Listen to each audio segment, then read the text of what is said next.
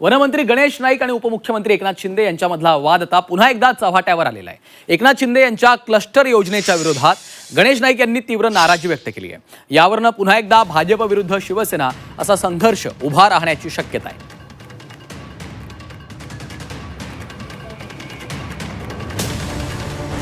महायुतीत एकत्र असूनही गणेश नाईक विरुद्ध एकनाथ शिंदे हा वाद राजकारणासाठी नवा नाही। आजवर अनेकदा दोन्ही नेत्यांमधील बेबनाव उघडपणे जाहीर झालाय। शिंदेंवर टीका करण्याची एकही संधी गणेश नाईक सोडत नाहीत। आता पुन्हा एकदा गणेश नाईकांनी नाव न घेता एकनाथ शिंदेंवर हल्लाबोल केलाय। नवी मुंबईच्या सर्व इमारतींचा FSI नव्या UDCPR नुसार वाढला तर नवी मुंबईत जगण्यासारखं काही राहणार नाही अशी भीती व्यक्त केली आहे।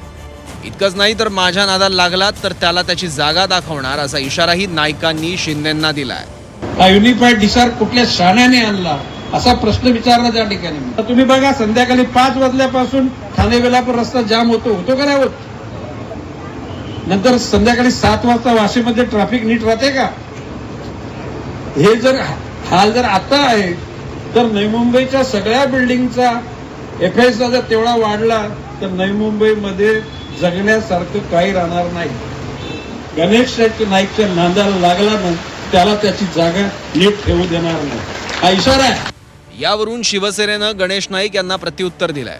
गणेश नाईक कायम बडबड करत असतात तर एकनाथ शिंदे सक्षम आहेत अशी प्रतिक्रिया मंत्री संजय शिरसाट यांनी दिली आहे। गणेश नाईक दरवेळेला काहीतरी बडबड करत असतो ना, त्यांना पक्षामध्ये वजन आहे ना त्यांना कोणी विचारत आहे।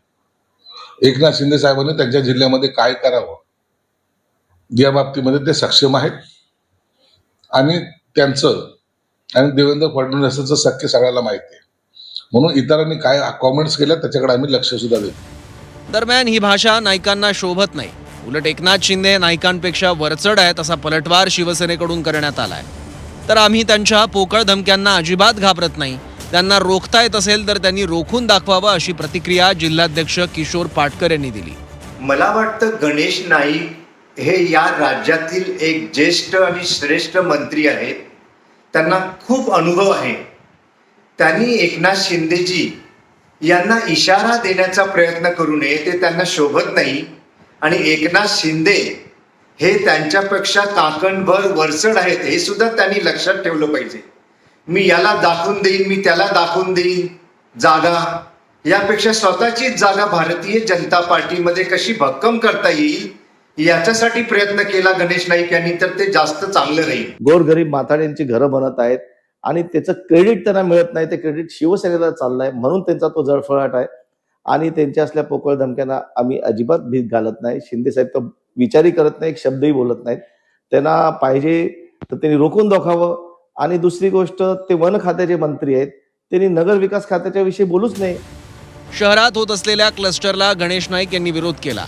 उपमुख्यमंत्री एकनाथ शिंदे यांची शहरात क्लस्टर राबवण्याची भूमिका आहे, त्यामुळे भाजप आणि शिवसेनेमधील संघर्ष अधिकच शिगेला पोहोचण्याची शक्यता आहे। स्वाती नाईक, झी 24 तास, नवी मुंबई।